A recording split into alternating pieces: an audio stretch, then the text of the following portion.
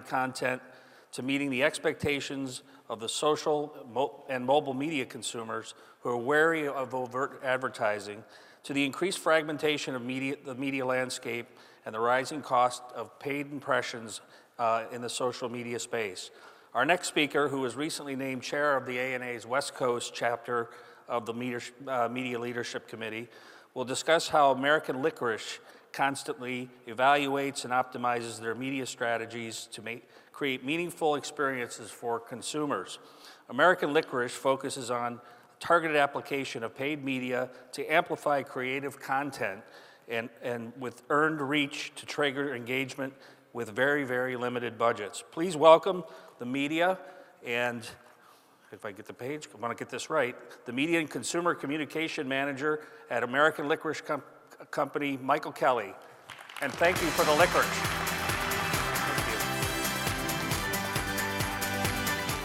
Thank you, everyone. And just before I get started, let me point out that I do have candy buffets set up at either end of the corner. Just want to make sure we get the audience on our side before we get going here. And also just want to thank Bob and Marnie and the ANA folks for another really great conference, really sweet venue here. So thanks for allowing me here to share our story. Yeah, give it up for ANA. So American Licorice Company, we were founded in Chicago in 1914. So this is actually our 100-year anniversary this year. And this is some of our original print media from that era, 1914. You can see we're promising high-grade licorice confections sold in 20 and 30-pound pails, which the FDA would probably have a field day with at this point. Our media strategy goes back literally to the silent film era. And some of you guys, just so you know, for the people that are on the East Coast, red vines is our big product, all right? If you go west of the Rocky Mountains, you're in red vines country, okay? So it's a really big brand out there. And there's a really close association between red vines and the cinema that literally goes back to the silent film era. We made the shoe that Charlie Chaplin boiled and ate in his classic silent film, The Gold Rush, all right? Take it forward a few more decades, back to the 50s and 60s, and this would be the typical scenario that we as media buyers had to contend with. We've got one family, they're gathered around the television, maybe 2 or 3 network choices to choose from. The only multitasking we see here is the mom who might be reading a newspaper, right? Today, we're faced with a much different scenario as media managers and marketers, where it's harder to get in front of the consumer than ever before. Well, in some ways, it's easier, but at the same way, it's more fragmented and more challenging to get a message in front of consumers. Over half of the U.S. population has a DVR today, and more than half of those people are using them to skip past all these TV commercials that we're buying, right? 83% of millennials, while they're watching TV, have 2 or more mobile devices in their hands. So we've got fragmented audience, fragmented platforms, and it's more challenging than ever for brands to get their message in front of consumers. Compound that with the fact that it's more expensive than ever to reach people through these traditional means. And for companies like ourselves, who are a much smaller company within this realm of the ANA, we're faced with a challenging scenario in terms of how we're going to build brand awareness and grow our brands. And the confectionery category that we play in is a very busy category. There's 30,000 new SKUs launched every year.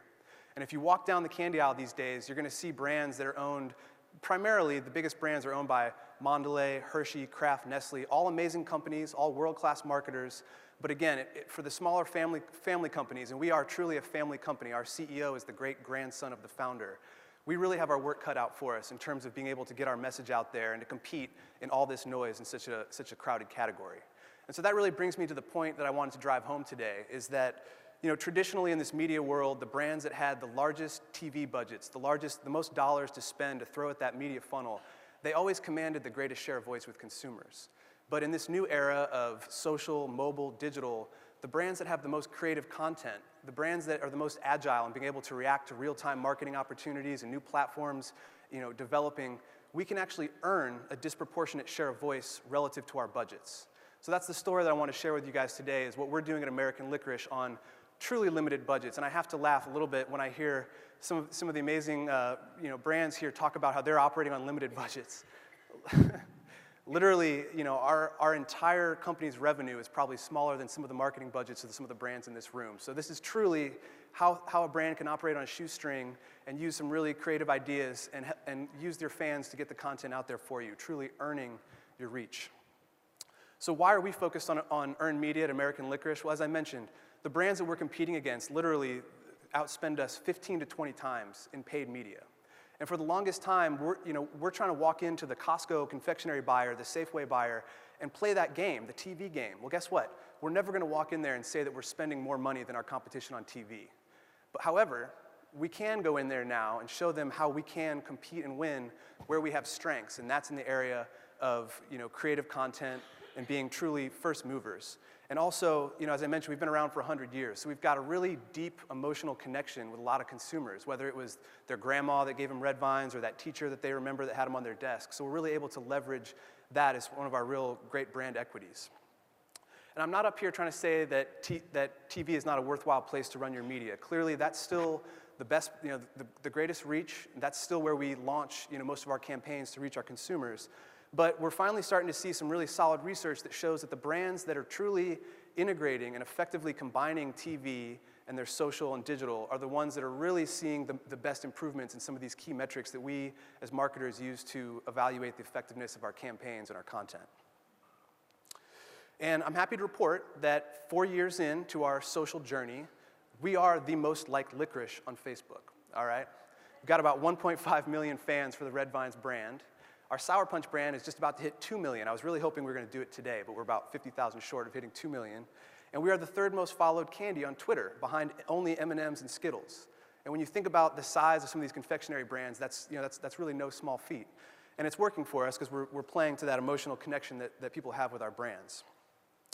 Not only do we have a lot of followers, we also have some of the most engaged fan bases. This is a chart that shows a variety of different candy brands and what we call the engagement ratio, the number of people talking about a given brand's page. Because you can have millions and millions of fans out there, but if they're not doing that heavy legwork of actually talking and interacting with your content, they're not worth it, all right? It's not delivering value to you as a marketer. So as I mentioned, we're doing great. We've got tons of Facebook fans, but not all as well in this area where we've been playing and really excelling in the last 4 years. In fact, Advertising Age has been all over this story. Organic reach on Facebook, meaning the percentage of your fan base you automatically reach, is plummeting. It's pretty grim, folks. Ogilvy published this research just last month showing how dramatic this drop is. The lower line is pages with over 500,000 likes. So in other words, just to add a little bit of insult to injury, the more time and energy that you've invested into building your audience, the fewer people you're reaching, this on a percentage basis, okay? And this is not just for huge brands. These are our two brands, Red Vines and Sour Punch. Just in the last year, we've plummeted from upwards around 9, now down below 2%. So if we create content and put it out there, we now have to pay in order to get it in front of the eyeballs that we want to reach, which was not the case or the tune that some of these platforms were singing 2 or 3 years ago when they were courting us to be building up our presence on the platforms. So what do? If you're Mondelez, you're Omnicom, you go in there, you lock down your inventory, you cut these deals. But if you're a small brand like Red Vines or Sour Punch and you're trying to compete in this world, what do you have to do? All right? We don't have the ability to go lock down $100 million deals with Instagram. So it's really important that we get smart. We've got to play Moneyball, all right? We've got to really get intelligent about the content we're creating, who are we trying to reach, how are we going to get to them in the right way. We really have to understand what role each of these platforms play in the consumer's life before we can effectively create content that's going to play well and resonate there. We've got to know our audience, and we're very fortunate for a company our size that we do have a team that's laser focused on consumer research. And we really try to base everything that we're doing to be based off of data-driven insights. And we have divided up the candy world into 5 little segments. We've given them fun little names like the Candy Conflicted, the Stealth Chocoholics. I don't know if you guys can relate to any of these here. But the big idea here is that even in the world of licorice, there's not just the licorice consumer. There's very distinct consumer segments that we have to know who they are, what platforms are they on, what media are they reading, what voice or content is really going to resonate with them. And one of the really key learnings that we've kind of had over the last 4 years is that you've got to get visual, all right? Visual content will engage people over text-based content any day of the week. And sorry for getting all kind of Darwinian on for you here, but there's a reason behind that. And that's that our brains have been evolving over hundreds of millions of years. And the rational brain, takes a lot longer for things to, people have to think things through, whereas visual images penetrate right into that, what they call the reptilian brain. It's the emotional center. And if you're a brand like ours, you really want to play in that emotional center of the brain, okay? That's really, really important. So we focus on visual content. We have to curate content, because as a smaller brand, literally there's 3 people on my team producing all of this. So we have to be curators of content out on the web. This is one example of, the Sour Punch fans, they just love to see those sugar crystals on the candy. I can't tell you why, but this will get 10,000 likes on Facebook, where a contest or a post promoting a contest where they can win, $5,000 will maybe get a couple hundred. So just getting visual and understanding what it is that people want from us in these platforms is key. Real-time content. I love, Oreo gets a lot of credit for sort of kicking off this world of real-time with their dunking in the dark tweet. Let me assure you that we've been doing this, since the beginning of our social media effort. This was the one that we put out right when the iPad mini launched, literally within minutes of that launching. That got quite a nice reaction. Just maybe 2 months ago, Jeff Bezos went on 60 Minutes and announced their Amazon drone delivery service. We were all over that. My content guy, John, had this up in literally 5 minutes after that 60 Minutes thing went on. So, you get that being a small brand, we actually have an advantage in the sense that we can be really agile to react to this stuff. We don't have to have this big war room with 4 lawyers and 5 brand managers and 3 agency guys, and it's not really needed, okay? We have this working to our advantage as a smaller, more agile company. You want to take advantage of memes, in other words, things that have taken a hold in popular culture that get propagated, but you want to be careful, all right? Because you can definitely take your brand down a dark tunnel if you follow the wrong meme on the wrong day. But there's some safe areas like Grumpy Cat, that you can play with, and these are the types of things that people will take and push out onto their social graph and really help you earn that reach. One of the really other great things about Web 3.0, this era that we're living in now, is the democratization of video, right? So platforms like Vine, Instagram Video, there's all these new platforms that really allow creative storytellers, brands that have some good ideas, to get video out there in front of consumers, whereas in the past, you needed an expensive production set and video crew, to put it out on TV. And Vine, we're Red Vines, we kind of own this whole Vine thing in the CPG world, so we had to jump on this one. And I'll admit, some of our initial Vines were a little bit, we were just experimenting, trying to figure out what one could do with this kind of stop-motion technology. We were able to create video around occasion-based market, like Halloween, for example. You know what I mean? We're able to create content that we can game some of our other big brands out there to retweet, and take our content and push it out in front of their audience. Goldfish being one example of that. Eventually, we kind of started getting kind of good at this, and we started creating some things that people were generally like, whoa, how did you do that? And they started pushing this stuff out. This is probably my favorite example of what our computers are like at the Red Vines headquarters. But we've gotten so, we've gotten to be known as a brand that's really active on Vine. It's to the point where some of our retail partners, like Regal Cinema, as they're experimenting with some of these platforms, they're creating Red Vines themed content. As you can see, the guy drives by the Red Vines stand here and tagging us and push, so that they know that we will push it out to our audience. So we've kind of, just grabbed onto these platforms and really gotten that first mover advantage. And, it seems like one of these new platforms is popping up every day, right? WhatsApp, $19 billion acquisition. Where did that come from, right? Jelly, probably another new one. This was launched by Biz Stone from Twitter. It's a question and answer app. And we as brands, we want to be first movers, but sometimes you just have to have to laugh about all this stuff. So when Jelly launched and we wanted to think of what question to ask, we decided to do a little test. If we jellied a Vine of a Snapchat of a selfie, would the mobile web implode? Happy to report, we're all still in business, but not everything has to be that little snackable content. That plays out really well on these mobile devices, and it's really important that we are reaching people. But I want to share an example of a piece of content that played out across, one idea that played out across lots of different content platforms, and really something that people were able to kind of take a hold of and run with. So this is really an example of how one creative idea can take off and blossom across lots of different platforms. So I'll roll the video, please.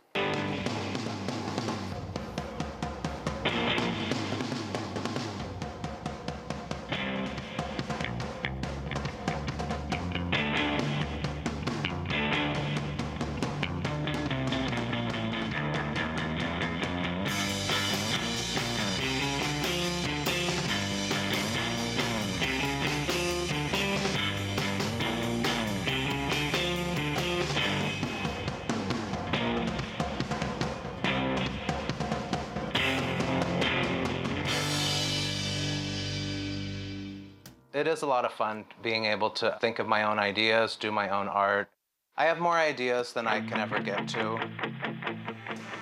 I thought of a concept called Licorice Flicks, edible movie mosaics.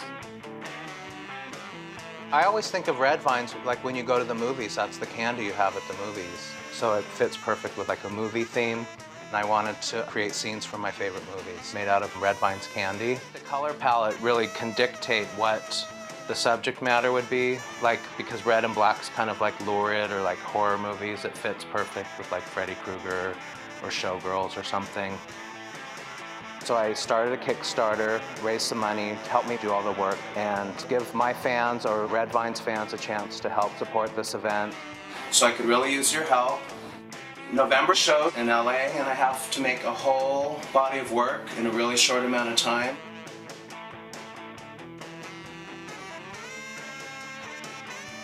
Every art piece I make, I have to be invested in it. So I tried to just pick a cross-section of movies that inspired me. I wanted to do like an old movie, maybe a silent movie. Then I found out that Charlie Chaplin, the Gold Rush movie where he's eating a shoe, Red Vines actually made that shoe for him for the movie.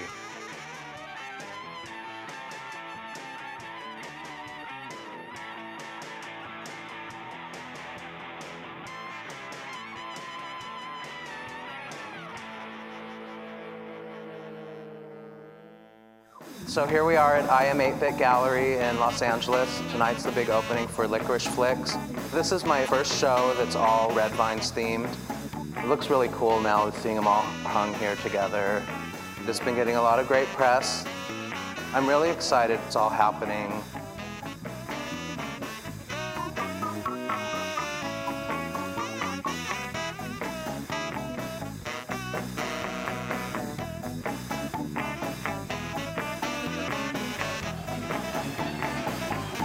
If it inspires people to be more creative or just pay more attention to the art world, it makes me feel good.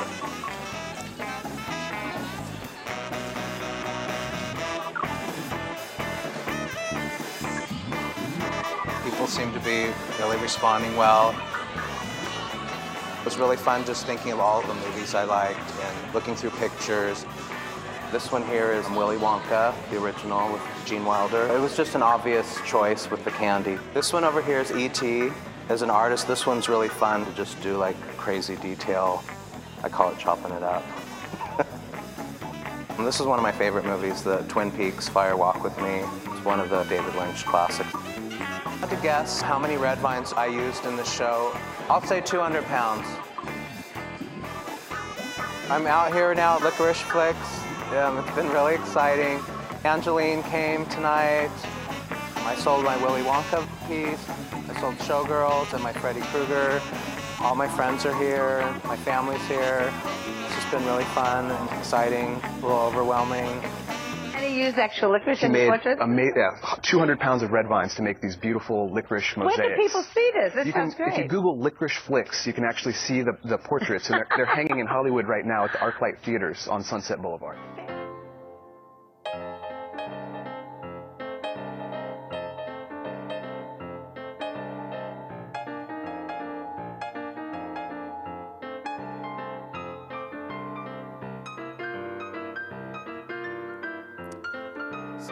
So you guys can see there, that all evolved very organically, where I was just on Twitter, and thank you.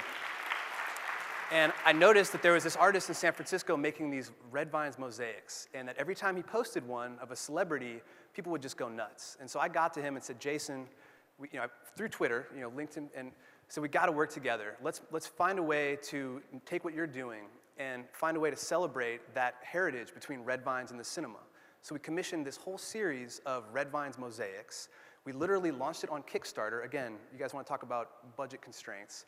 To give people the sense of ownership behind this project, we had an event, an exhibit down in LA. We had 800 people come out. We got coverage across millions and millions and millions of impressions from traditional print to all the cool blogs. And then eventually hung them at ArcLight Theaters, which is one of our customers, movie theater down in Los Angeles, and that generated a ton of additional media, from me being interviewed on the news. I mean, think about all the different platforms that one idea played out on. That total program, $10,000. all right? Just with what you can do with one creative idea and getting really aggressive with what you're doing. So again, delivered lots of happy consumer experiences. One of the new candies that we have back on the table there is called Punchies. I wanted to kind of give you an idea of how we tie all this together, how we combine the TV and the social. That was one of the questions that was asked earlier, is how can you effectively combine the traditional and the social? So with Punchies, we wanted to take that iconic character from the Sour Punch package and bring them to life in this sort of soft, chewy candy instead of the long straw. This is a commercial that we made to launch the product. Sour! Spectacular! Every bite of Punchies packs a perfect sour punch. So we wanted the TV commercial to really show how the Punchies came from the straw, right? It's kind of a line extension of the original Sour Punch product that people love. And then we worked with a great agency called Engage to take that idea from the commercial and bring it onto the social web. So we created a game that lived on our Facebook page where I told you we've got 2 million fans that love Sour Punch.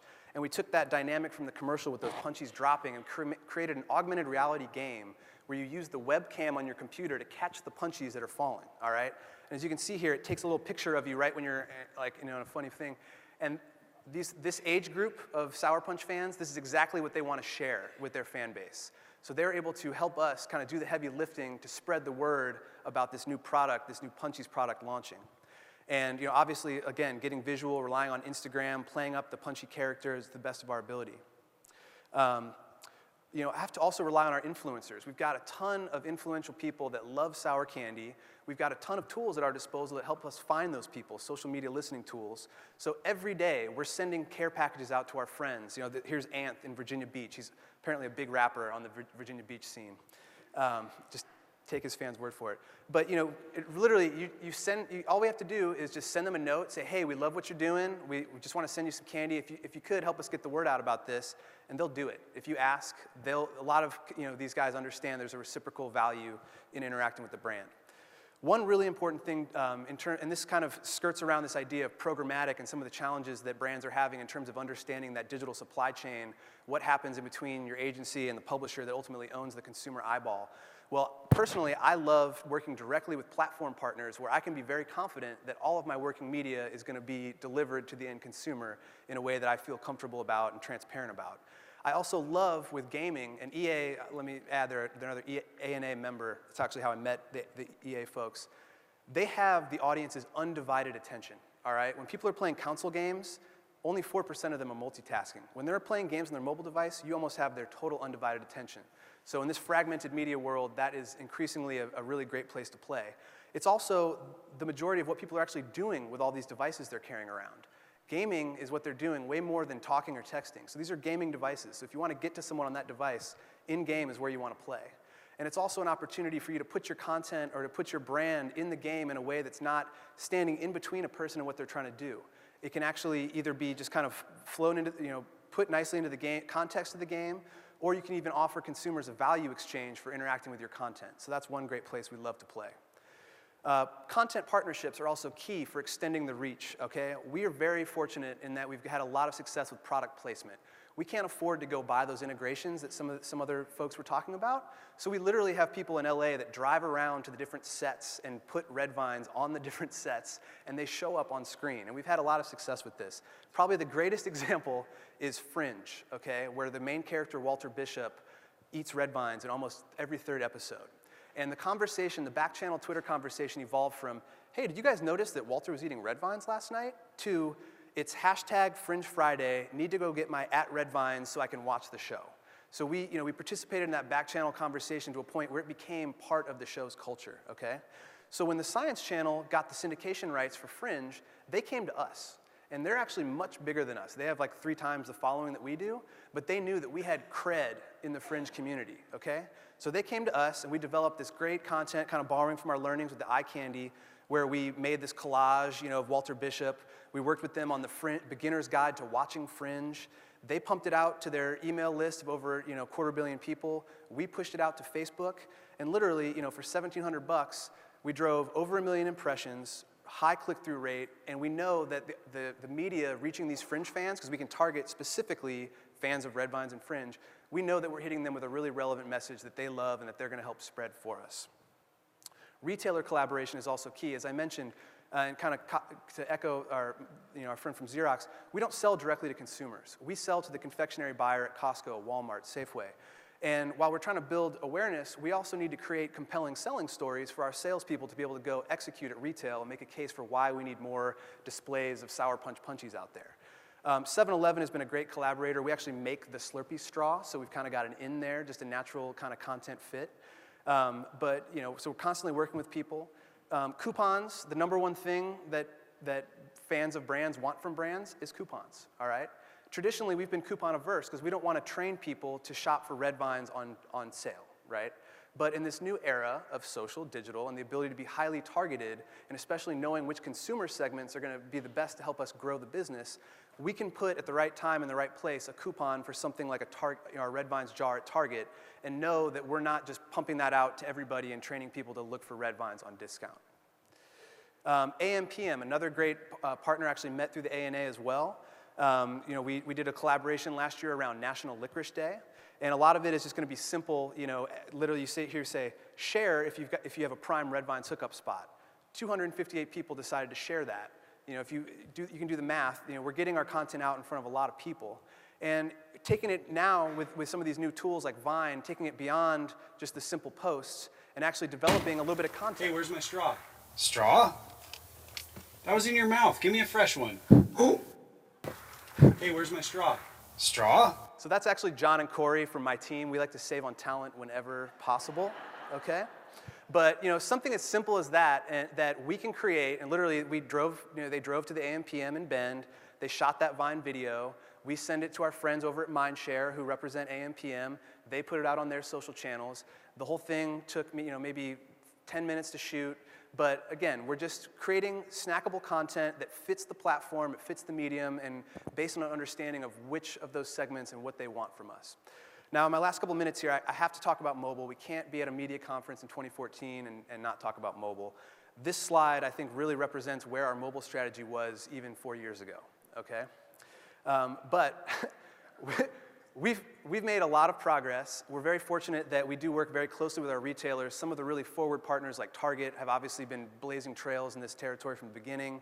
They've got world-class apps like Cartwheel that we can offer real-time deals through. Obviously working with Regal, what a great opportunity for us to help them promote their mobile app being available on our social channels and also reward their fans with some free popcorn for interacting with us. Even some of our smaller retail partners like Rotten Robbie gas stations, they've built a mobile app, all right? Nobody's downloaded it yet, so we can help them to make people aware that there is a Rotten Robbie mobile app.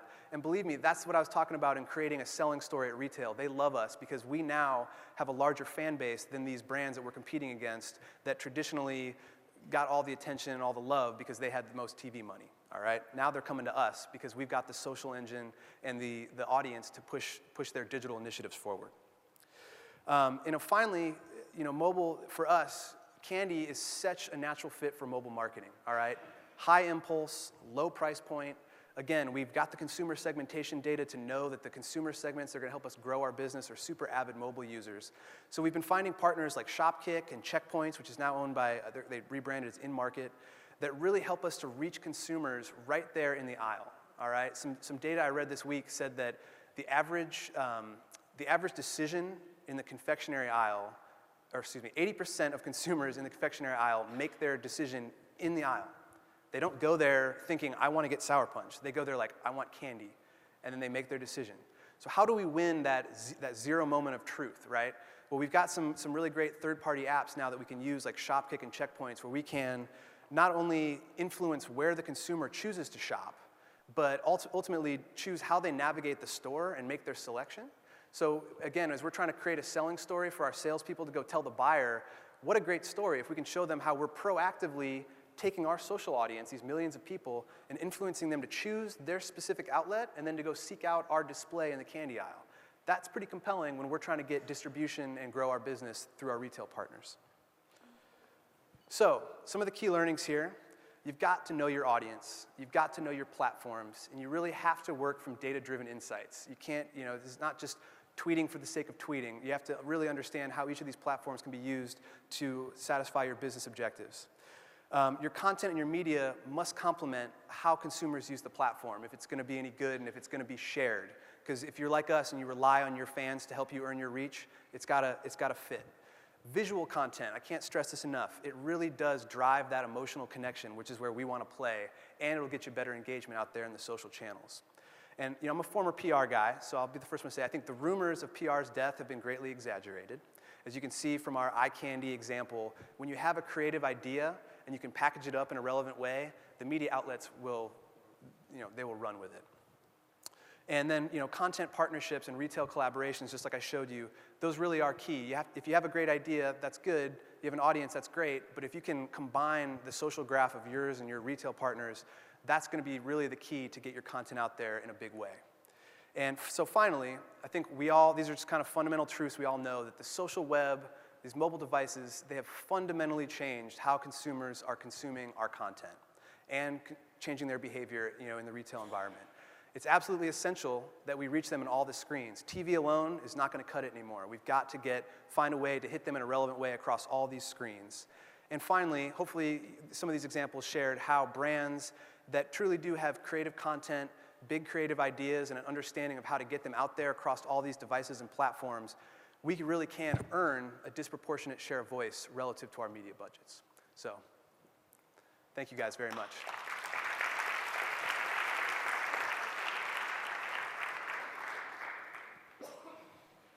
Thank you, Michael. Thank you very much. That's a great presentation. Thank you. Thanks. Being at a 100-year-old company, it's amazing that you're able to do all this fascinating new media stuff in the social space. I know you're small and you're agile, but you said your CEO is one of the family-owned, and I know what it was like at Campbell's working at a family-owned company. How long are you at the company now? 4 years. 4 years. So how are you able to convince them to be in this space? Well, and the story is kind of funny. The reason why I have my job at all is because the CEO's son was making fun of them that they weren't on Facebook and Twitter. And so they were like, it was kind of like 10 years ago where companies like, we better get a website. When they hired me, it was like, we really better do social media because it seems like everybody's doing it. And with the family specifically, it was all about earning trust. And literally for the first year and a half, it was purely what I could do just with an internet connection. So there's no budget. I didn't have that to worry about, like, what is the ROI, because it's just my salary, right? So it was all about slowly building the trust of the family, building the trust of our brand managers and our marketing director to really be able to go out there and create, and to have that freedom to create, and to not be buried under multiple different levels of review and approval and legal vetting and things like that. So it's been a slow, steady process. It took a lot of education. You literally couldn't even access the social networking sites when we first got to the company. So it's been a real it's been a slow evolution of the culture and just all about building trust. And what kind of metrics do you use to validate some of the program success? Right, well I think the ROI question is always kind of the silver bullet question. As we talked about earlier, there's a huge amount of what we're doing that delivers qualitative value as opposed to things that are immediately quantifiable through the traditional means of measuring. Yep. The best strategy that I've found is to create case studies, all right? Individual case studies that you can point to. The Shopkick and the checkpoints are excellent examples of that, where you can take a finite amount of budget, apply them across specific retailers, and isolate what that is doing relative to our trade spend and the other things that we'd be doing, and we can show specific lift, sales lift from a specific case study. We also look at things like awareness levels, and we have never, ever advertised red vines east of the Rocky Mountains. And yet, in the last 4 years, we've gone up by something like 20 points in awareness in the Northeast. Wow. And so we are able to see concrete evidence of what does our social mobile effort do to build awareness around our brands, which eventually translates into creating that selling story to help us grow the business. Yeah, being #1 on Licorice brand on Facebook and #3 on Twitter is nothing to be we'll disappointed about. It's been a grind, but yeah, we're there. Yeah. Okay, we'll take some of the questions. Nobody's out by the mics? No? Okay. Has there been any marketing for Red Vines app, or have all the users come from organic sources? Well, there is no Red Vines app. We do have a product locator tool that you can use. All of our sites are done with mobile responsive design, so you can access them across your mobile devices. There's no Red Vines app. We do work with a variety of different third-party apps, like some of the folks that I mentioned. But there's no marketing budget that goes into having our own mobile app. Would you create an app? What's that? Would you create an app? I don't know guess? that that's what consumers want from us. Yeah. You know what I mean? What we found is that they want humorous content in their feeds. They want to know where they can get their red vines. They want us to play up and kind of touch that emotional connection that they have with our brand. Yeah. But I don't know that building our own mobile app is going to be the best use of our very limited resources. Okay. What are the roles of each of the 3 members of your team? I guess they like their acting abilities, right? Are they going to still be your talent? So we're a team of 3. I was a team of 1 for the first 2 years. I've had 2 other guys working for me for the last 2 years. Corey is he's sort of the digital guy that he can write code. He's rebuilt all of our websites to mobile responsive design. He can edit video. He shoots the video. John, these are the 2 guys in the car, by the way. Yeah. John is our community manager, content strategist, works the content calendar out. He's using the social media listening tools. He's using, that's their immediate rules, kind of community manager, digital specialist. And I've sort of evolved. I oversee everything that they're doing. And I'm now the guy that sort of takes all of this excitement and all this activity that's going on at Digital Social, and I work through our organization to help our sales team use that to grow the business. Because as I mentioned, we don't sell candy to consumers, right? Yeah. So now the real name of the game is we've got this awesome audience. How can we leverage that at retail to grow the business? And that's kind of what I'm doing, is working through the sales team, working amongst the agencies and the brand managers to create the excitement, and then packaging that up in a way that our sales team can go execute at retail. Great. What's on the horizon in terms of mobile and content partnerships? We have stuff going on all the time. I'll have to take this opportunity to plug Fruit Vines, which is the one that's right back on the counter back there. Brand new product that we just launched. And we've got a really robust media plan for this summer. The TV spot, we're putting the finishing touches on it right now. And it's going to be rolling out across all the platforms that you just saw me talk about. We're working closely with the Pac-12 network, which is a really great partner for us, being out in the West. That gives us a lot of ability to work with them on different digital channels and different social channels as well. So there's always, there's too much for me to list right now, but that's the name of the game for us, is how can we strike up those content partnerships and retail partnerships to get the word out. Well, as your role as chair of the West Coast Media Leadership, we hope that you'll be sharing those in committee meetings, and you'll all have to come to the committee meetings to hear more about it, right? Yeah. What kinds of social listening tools do you use to identify which influencers to engage with? And do you have a list of criteria that you use to choose influencers? Yeah, so when I first got on board in 2010, obviously the first thing I have to do is sign up for some sort of a listening tool, right? So we signed up for Radian 6, and I was doing that for a while, and then I quickly realized that I wasn't getting any other budget. And that was the biggest spend that was going into social, was my Radian 6. And I thought to myself, this is all good that I've got this data, but no one in the company is using it. No one's asking me to share these reports. I really wish I could use this money to create content. Right. So I scrapped the social tools for quite a while and was just using any resources I had to create content. We've now come back, and we've got a few tools we use. We use one called Nuvi, N-U-V-I, which is a really great tool. These are actually guys that came from Radian, left after the Salesforce acquisition, have started their new thing. Check out Nuvi. We use a really great tool called Crowd Booster, which is some recent Stanford computer science grads that built a really great app that measures Twitter activity. And I'm fortunate that I live out in Santa Cruz. I'm kind of right near Silicon Valley, so I'm kind of in the hub of where all these new platforms are launching out of. So we're able to kind of play around with a lot of different tools and give people feedback and things like that. Yeah. But again, our budgets are so small, literally, that I truly choose to try to put the majority of the money that I do get to manage into working media and into creative content. So you don't have your agency manage the social listening for you? We don't. We do work with an agency that helps us to do all of our traditional stuff, but we do everything in-house. Social listening, managing our native advertising across Facebook and Twitter and electronic arts. I do that all within my team of 3 people. Okay, wow. Yeah. What is your process for creating real-time content around cultural and social events and responding in real time? So John, Corey, and I have a Skype chat that goes 24 hours a day. We are all obsessively on Twitter 24 hours a day. We live within that conversation that's going on. And so typically, like the example, the Jeff Bezos example, we knew, just because we follow the influencers within the media and the advertising world, that there was going to be this announcement. There was rumors that it was going to be drone related. And so we were actually tossing around that idea of Red Vine's drone even before that happened. So we were ready to go with the idea.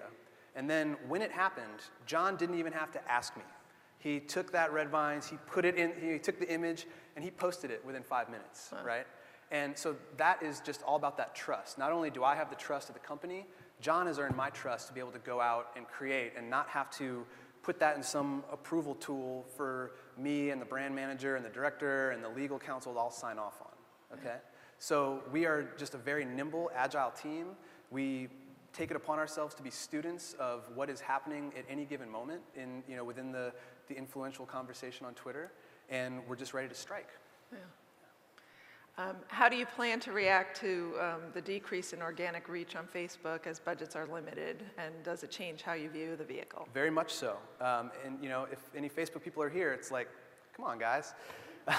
The answer to the first part of the question is you're going to create great content because their algorithm, the EdgeRank algorithm, rewards great content. It tests your content within a small subsection of your audience. Based on the reaction that it's getting, whether it's getting liked, shared, or commented on, it shows it to a larger portion of your audience.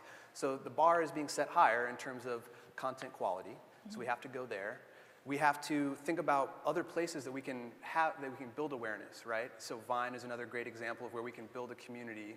And we just have to stay one step ahead of when these platforms want to go public and have to appease their shareholders and start ratcheting down that sort of monetization engine and what that means for brands. So again, it just goes back to making sure that even though we're a smaller player, we're reading all the same things that the top players are and being aware of what's going on. Yeah. So it's not, I don't have a crystal ball, but I can say that you are going to have to create better content, and marketers, especially smaller marketers that don't have the ability to cut some of those huge deals, are going to go elsewhere because the return is just not there, and it's kind of a slap. It's been a little bit of a slap in the face, to be honest with you. So I'm dying to know, is the Mosaic artist continuing his Red Vine creativity? He is. He's actually, if you look at Jason, his name is Jason Messier. He has done work across all these different things. We continue to be good, partners, and I'll retweet things he's doing. As you can see, I've really milked that idea for all it was worth. So we do have one of those hanging in our office. We've got the Charlie Chaplin hanging in the Red Vines factory, and Jason is our buddy. But we basically use that now as a kind of a blueprint for coming up with lots of other cool new ideas for things that we